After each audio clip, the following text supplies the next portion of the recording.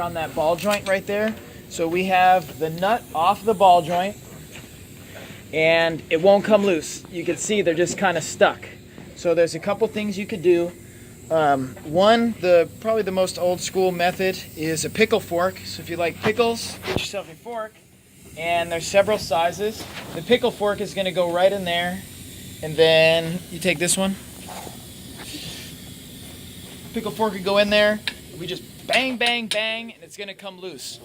The pickle fork, though, is going to stab that boot. And so if you're changing it, you're going to throw it in the trash, fine, stab the boot, who cares? But if you're not changing the ball joint, you don't really want to stab the boot because you're then going to have ruined it, then you're going to have to sell a ball joint.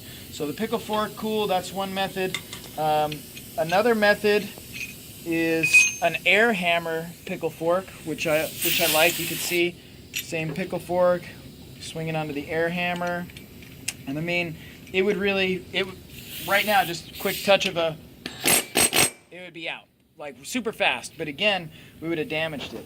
So the method that I arguably like the best is we hit in a nice gentle spot on the side of the female taper. So if you figure the ball joint is a stud and it has a taper and it's a male, it's gonna insert into a female taper and it's gonna be drawn in. So the more you tighten the nut, the taper gets drawn into, in this case, the steering knuckle.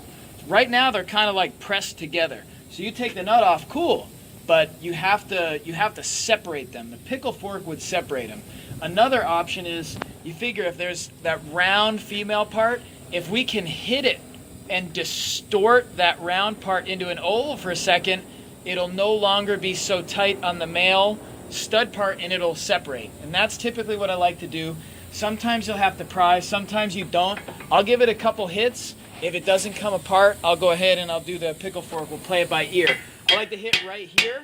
Now you have to note, if this is an aluminum knuckle, we don't want to do that because it's going to deform the aluminum. But we checked it. This is a cast iron knuckle, so it should take it fine. And so you just saw it pop apart. Now I should have paid more attention that we really should have disconnected that wheel speed sensor, but I don't think we flexed it too much, but it brings a good point. Once you separate it, it's actually going to move a lot. So if you think that the wheel speed sensor is not going to have enough room, you better disconnect that thing or a brake hose or whatever. So that was just the quick down and the dirty right there. Did you guys have your other side still together? Yeah. You want to do the pickle fork? Jordan, Dylan, and I are going to go over there and knock that one.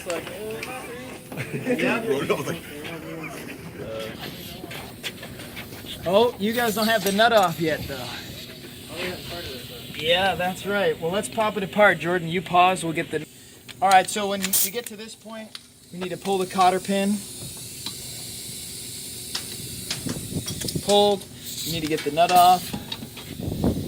Which I think this one was going to work, but it might be a little tricky. Cheating. Just barely. And then this is where you use your pickle fork. I'm going to use the air chisel. Line it up right in there. See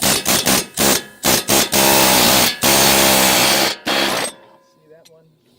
Boom. No swing of a hammer. There you go. And so that's how you do it. Real quick, down and dirty.